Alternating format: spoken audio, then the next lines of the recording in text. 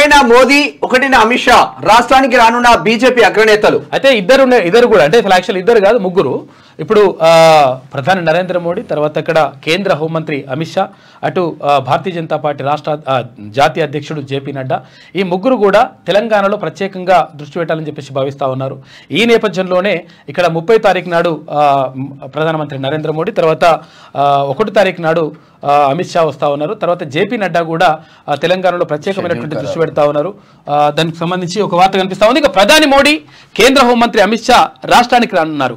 ఈ నెల 30న సంగారెడ్డి జిల్లా అల్లాదుర్గ్ మండల సిల్వర్ గ్రామంలో నిర్వహించే బహిరంగ సభలో ప్రధాని మోడీ పాల్గొంటారు.